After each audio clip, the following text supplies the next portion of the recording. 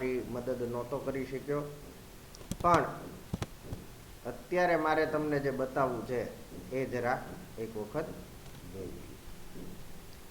So let us start the presentation. આ તો મેં તમને બધાને ઇન્સ્ટ્રક્શન આપી જ હતી, એટલે વાત કરી લઈએ. The topic, today's topic is essential software and hardware for online education. See, hardware is a part which are essential for us, for faculty members. It is not essential for you to purchase any kind of hardware. What you have to do is just join the link. The link provided by any faculty member, you just have to join it. But it is good practice for each and everyone, like for faculty and for student, to first share the link with email addresses. Not just on a WhatsApp, but you may have to be careful that you have to check your email inboxes each and every time, so that you can get a code from the mail. As we know that every day we have to attempt at least 3 to 4 theory lectures. So for 8 to 10 days I will provide you only one class online. After 8 to 10 days we will provide you 2 links for a day. So you have to attend 2 lectures a day after 8 to 10 days. For right now, initial days you have to attend only 1 lecture. I will give you the timetable. I will provide the timetable with the email ID. I have got almost maximum students email ID. If someone is missing, someone did not share the email ID, please do share your email ID to either Haresh Bhai or Bhairvi. Okay, so for you, what you have to do is to download and install the softwares which are discussed or which we'll going to discuss over here. As I told you that there are 2 types of online teaching. Mind well, 2 types of online teaching. Online teachings are of 2 types. One is synchronous, another one is asynchronous. So what is synchronous and asynchronous teaching? See, in synchronous teaching you can interact with the faculty member or a presenter at the same time, but for that there is one constraint, that you have to remain present at the time of presentation. For example, right now what we are doing is called synchronous teaching. In synchronous teaching you have to be remain present at this time, so that you can get the content, you can get the instructions given by me. For that you have to remain present, or we have to remain present. We means a presenter or a faculty and students or an audience have to remain present at the same time. The place is not a matter while we are talking about online teaching. You can sit at your place, at your room, at your terrace, at anywhere to join the class. Okay, the basic advantage of this synchronous teaching is you can interact directly with the presenter or the faculty. So if you have any doubt, if you have any questions, you can raise your hand, you can tell the presenter that excuse me sir or ma'am, I have doubt on this topic. Okay, so this kind of teaching, online teaching, is called synchronous online teaching. Means online at the time teaching, live teaching. Another one is asynchronous online teaching. In asynchronous online teaching, there is no need to remain present at the same time. There is no time constraint. Uh, you can remain present, or you can attempt the class at your time interval. For example, I have already taken a class. I am making a video of this presentation, and I will record this presentation, and what I will gonna do, I will gonna put this recording on a YouTube, so that if someone is missing right now, if someone is not able to present to this class, they can watch it later and they can understand what I am gonna do, what he or she missed.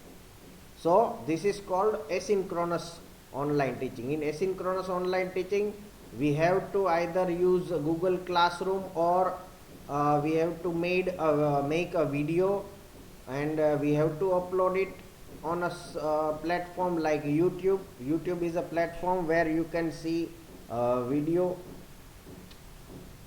but it is not with the time constraint. So each of these means synchronous and asynchronous. Each of these online teaching method have its own advantages and limitations. So for us or for you, you have to decide what kind of teaching right now we need.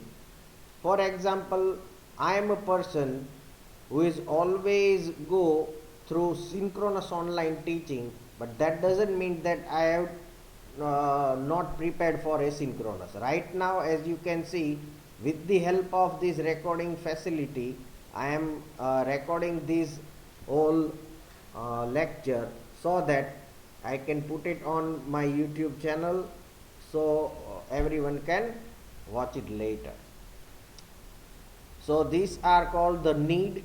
Need is there for faculty members who need to decide which kind of teaching do I have to consider. What are the things to consider? Things means time zone. Right now we are at the same time zone. Why? Because we are residing on the same country, same way.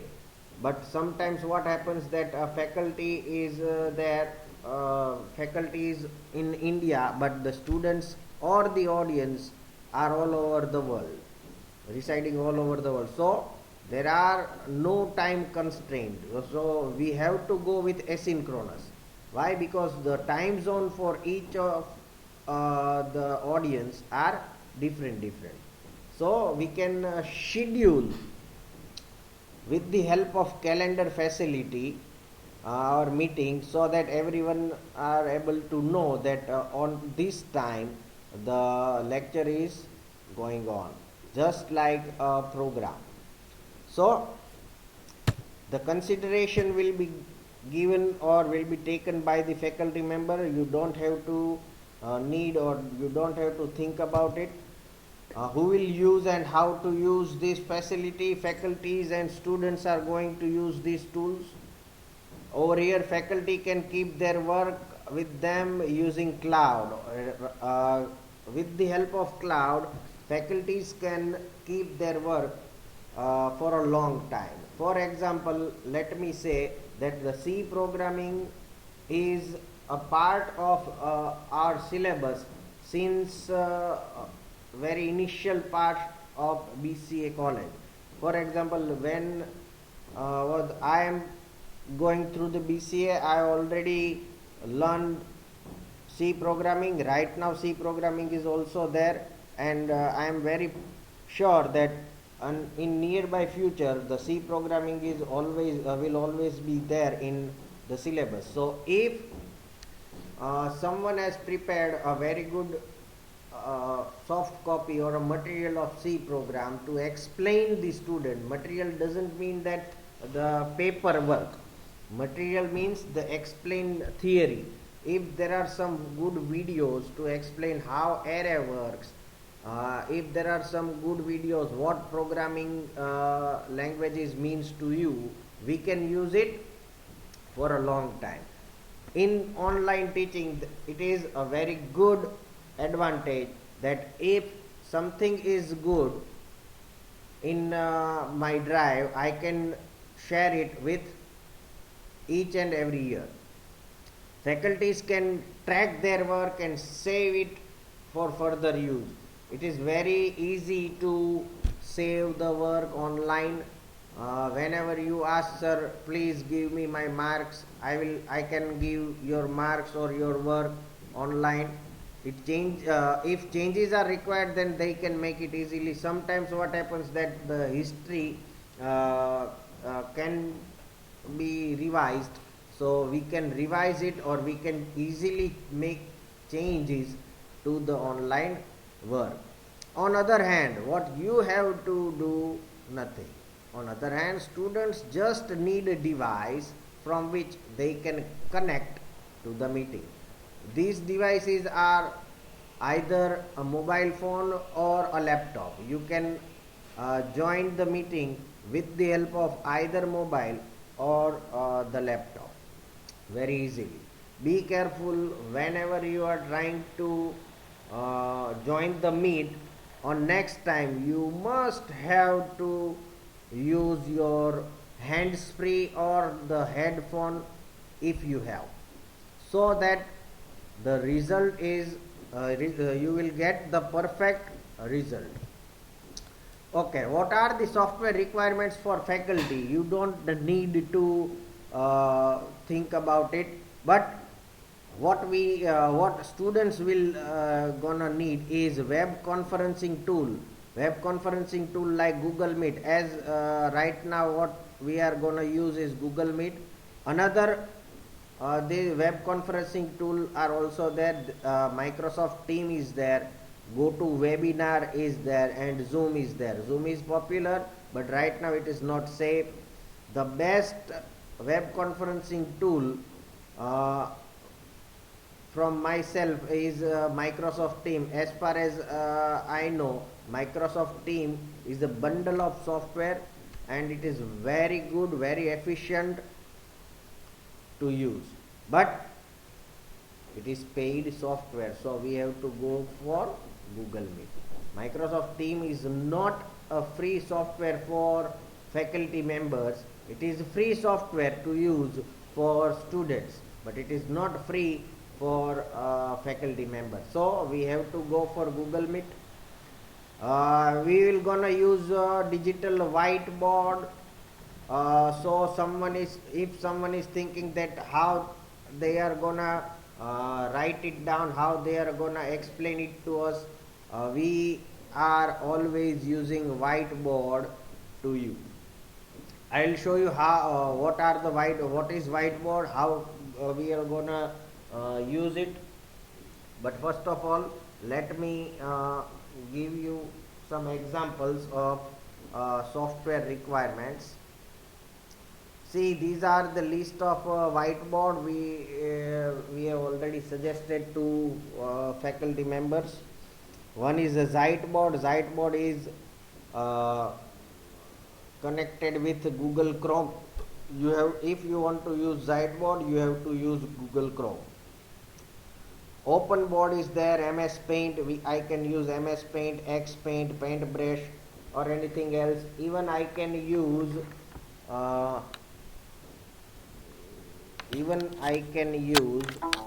this PowerPoint slide to write everything.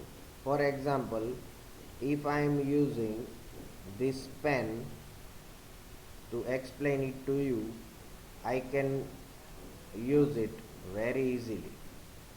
If someone write a question over here, I can give the answer with the help of this PowerPoint slide. See?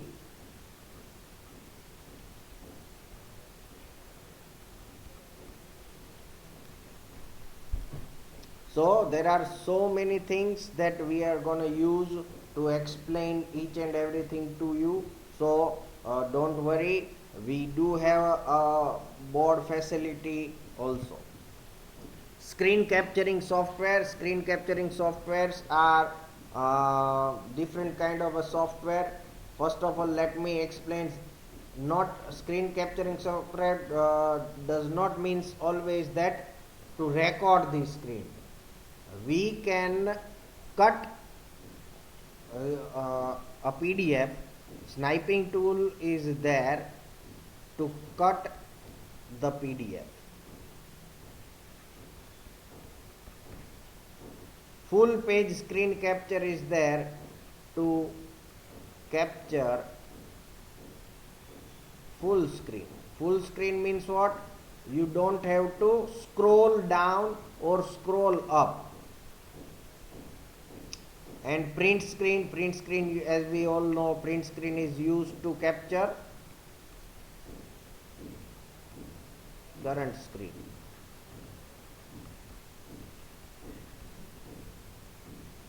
Current screen ratio. What you are gonna see, you can capture. Okay. For presentation, I am using MS PowerPoint. Someone can use Google Docs, LibreOffice, Paintbrush, anything.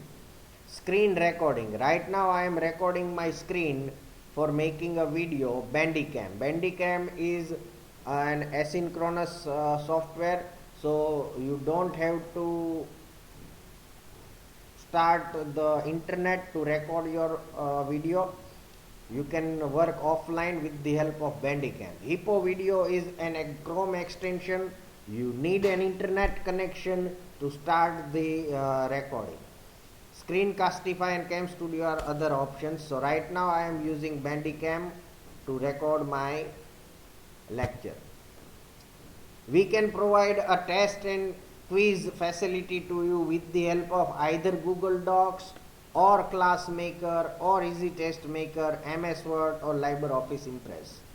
We're gonna provide a testing and quizzing facility to students with the help of either of these applications or all of these applications.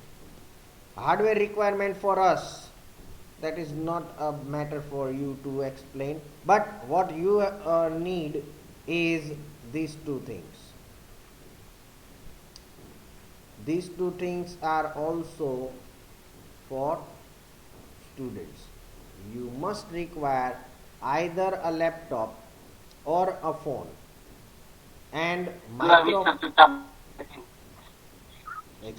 microphone or headphone is there, or hands-free you have to use to get the better result, to understand better.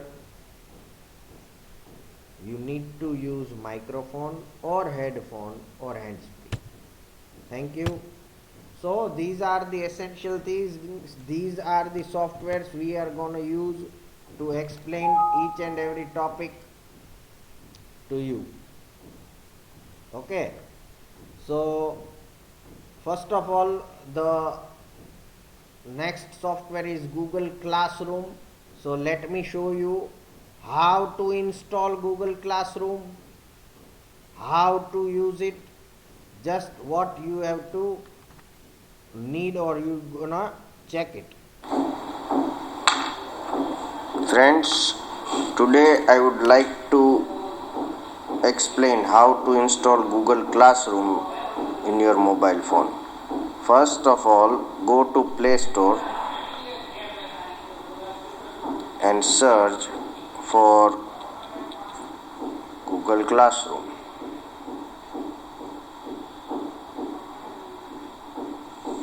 This is the application we want to install in our mobile phone. Please select install option. It will take some time, depends on your internet speed. Once it is get installed, you can join a class or create a class with the help of Google Classroom. you are a student, you can join the class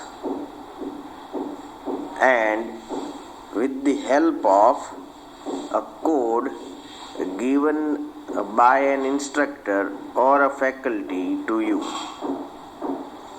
You just have to paste it and select join the class to join a particular classroom. There is possibility of having more than one class for each semester. You just need to join the class time given to you.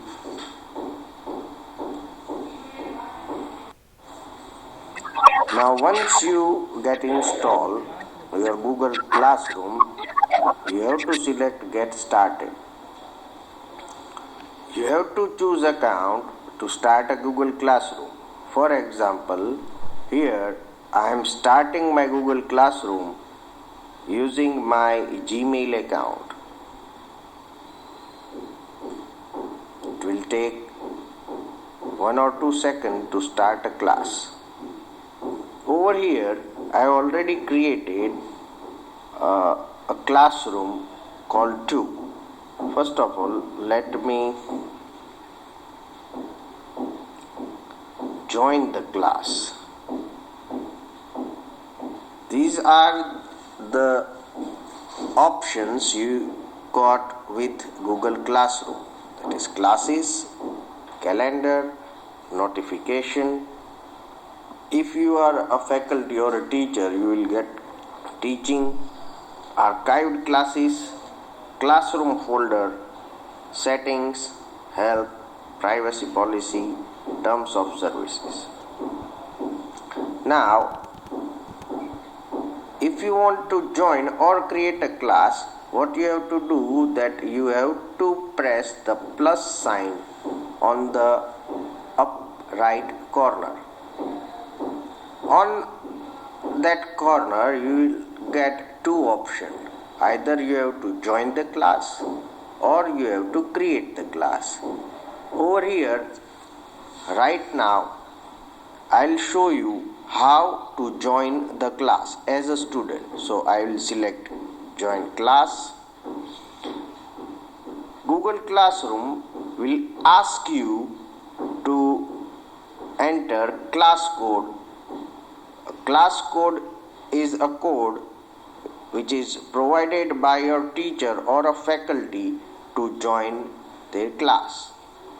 Over here Shivam sir is there who will give me a class code to join a class for OOP. Now for that I will go to my WhatsApp. He shares a class code in a WhatsApp. You can get it on either WhatsApp or a Gmail or any other mail ID. After entering a class code, I will select an option join. What you have to do is enter a class code. After entering a class code, you have to select a join option. In join option, when you get it right, you will go or you will allow to go to the classroom created by a particular faculty member. Over here in this example, right now, if class code is right, I am allowed to join a class created by Shivam sir. The class is BCA SAM 3. Subject is object oriented programming. So if Shivam sir posts anything, this post will show on this area. Right now there are no posts, but if something is there, it will show over here. As you can see that a faculty have already added two of the question. One is new question, that is what is object oriented programming, and another one is a quiz on basic concepts of C++. Let us first click on the first thing, that is what is object oriented programming. A faculty provides 100 points, you can say it as a mark, to a particular question. You have to write the answer in about 50 words. Your answer is visible to other students. Type your answer. Over here, you have to type the answer. Once you type the answer, you can hand in and submit to the class. Your answer, as I said, your answer is visible to other students. See classmates' answer. If anyone is out there to join a class with you, you can see the answer given by your classmates. So where can you find all these things? Over here. Right now we are in online stream option. There are three options: online stream, classwork, and people. People means your classmates. So right now we are at online stream. In online stream we have already given one answer. Now let us go to the next one. A quiz on basic concept of C++. Over here I'll show you the demo that a faculty is also able to send you a link to a particular application. For example, whenever I click on this link, it will open a Google Docs created by a faculty member. I can select the answer, give submit button, and if a faculty gives you a score, you can get a score on the spot.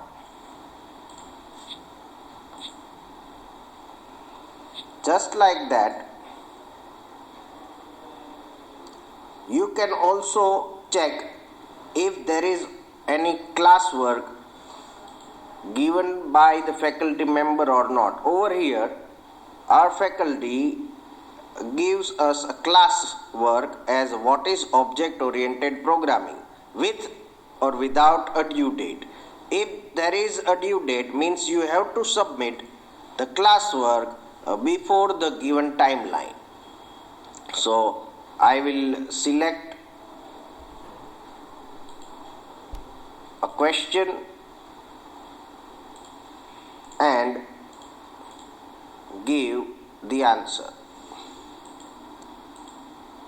Over here, a list of peoples are there who will join the class with you. So that's it. That's how you have to use the Google Classroom. There are many more options with Google Classroom, but right now what we need is only these options to join the Google Classroom. Thank you. So these are the things I want you to go through. There are so many students who joined recently. If they miss anything, if they think that they missed something, right now I am recording all this lecture, so that if someone joins after, right now they can go through the video lecture and they can learn it easily. No problem. you are always there for us. I am always there for you. If you think that you want something on this topic, you can tell me right now. Right now I am gonna stop the recording.